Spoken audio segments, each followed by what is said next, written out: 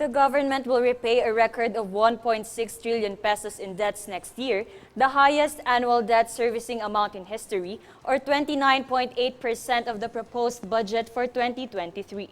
Next year's debt servicing expenses will be bigger than the 1.26 trillion pesos set aside to repay maturing obligations this year. In 2023, the government will settle 1.35 trillion pesos in domestic debts, or up from 1.02 trillion pesos this year, and 253.8 billion pesos in foreign obligations, or up from this year's 240.1 billion pesos. Despite the huge repayment, the national government's outstanding debt will still jump to a new high of 14.63 trillion pesos by the end of 2023, the Marcos administration's first full year in office. Furthermore, according to a budget official, the proposed national budget for 2023 does not include the hike in pension for senior citizens, implying that the wait may be longer for approximately 4 million beneficiaries. The bill that proposed the doubling of pension from 500 pesos to 1,000 pesos lapsed into law on July 30, now numbered as Republic Act 11916. In a statement, Budget Undersecretary Tina Canda said that the bill lapsed into law after the budget has already been completed.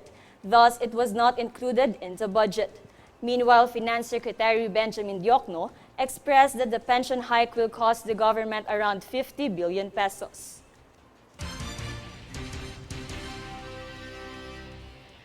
Moving on, House Deputy Speaker Ralph Recto advises Congress to discuss spending delays and questionable procurement in the deliberation of 2023 budget.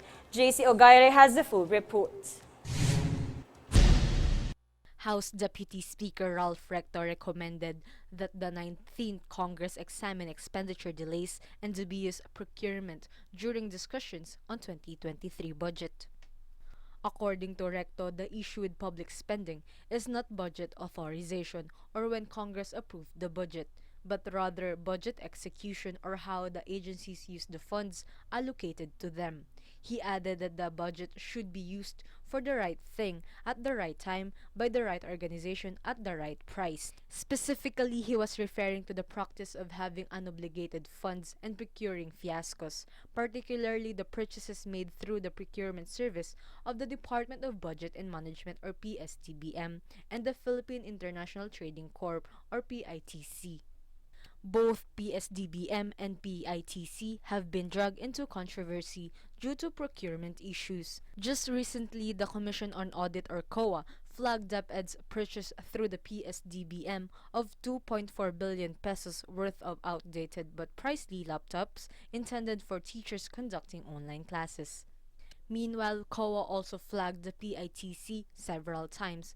Most recently, it was due to over 480 million pesos worth of gear and firearms for the Philippine National Police that has remained undelivered since 2016. Recto said that such issues should be threshed out first if the government would want to emerge from the pandemic stronger.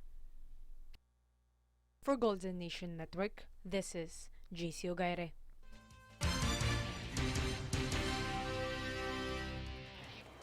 Moving on, according to COMELEC Chairman George Garcia, the Commission on Elections or COMELEC is 70% ready for the conduct of the 2022 Barangay and Sangguniang Kabataan Elections or BSKE. Garcia added that the COMELEC would continue with the preparations despite lawmakers' calls to postpone the elections. Meanwhile, the National Citizens Movement for Free Elections or NAMFREL urged COMELEC to set a date for the conduct of the next BSKE, adding that they are against its postponement. Furthermore, last week, the House Suffrage and Electoral Reforms Committee has voted to postpone the December 5, 2022 Barangay and Youth Council elections to December 4, 2023. On to a different story. President Marcos sworn in newly appointed Sugar Regulatory Administration or SRA officials as the government stepped up efforts to address supply difficulties that could lead to an increase in the costs of food and drink. The President has appointed David John Thaddeus Alba as acting SRA Administrator, replacing Hermenegildo Serafica, who resigned from his post. Other new appointees in the agency are Pablo Luis Ascona, who replaced Aurelio Gerardo Valderrama Jr. as representative of sugar planters, and Mitzi Mangwag, who succeeded Roland Beltran as representative of sugar millers. In line with this, Department of Agriculture Undersecretary Domingo Panganiban says that the retail price of sugar could further go down to 60 pesos per kilo if sugar seized from warehouses are released to the market. The statement came after major supermarkets agreed to sell sugar at 70 pesos per kilo, noting that major supermarkets have soared to as high as 115 pesos per kilogram since July. Meanwhile, the government is expected to inspect more warehouses to increase the sugar supply in the market and to lower the price of the commodity.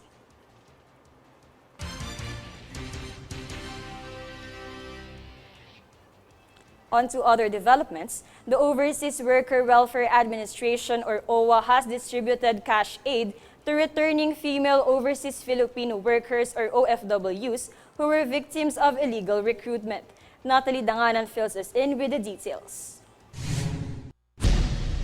The Overseas Worker Welfare Administration or OWA has given cash aid to returning female overseas Filipino workers or OFWs who were victims of illegal recruitment.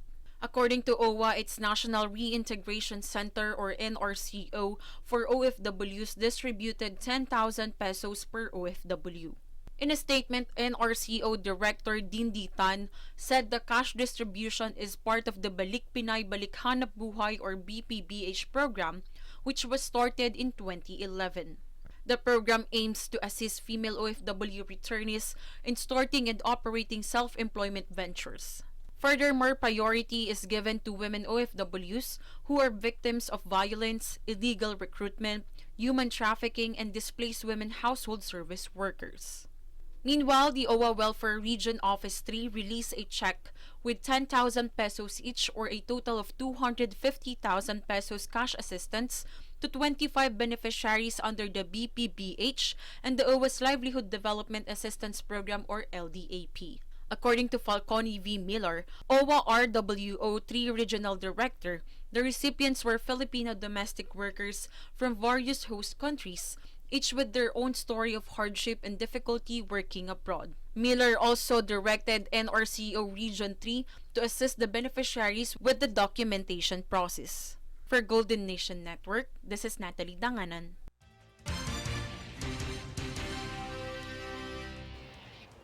Oil companies are increasing pump prices today after a series of rollbacks in the past weeks. Yesterday, oil firms advised diesel prices would climb up by 2 pesos and 60 centavos per liter, gasoline prices by 70 centavos per liter, and kerosene by 2 pesos and 80 centavos per liter. Price increase was implemented at 6 a.m. today for most oil firms, except for Caltex and Clean Fuel, which will take effect starting at 12:01 a.m. and 4 a.m. respectively.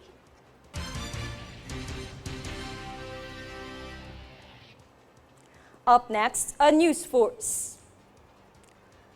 Lawmakers seize rice shortage amid China drought. Facebook bans major U.S. anti-vaccination group. Senator Amy Marcos calls on PNP, DILG, and NBI to investigate youth disappearances. Stay tuned for more stories and reports when News Force returns.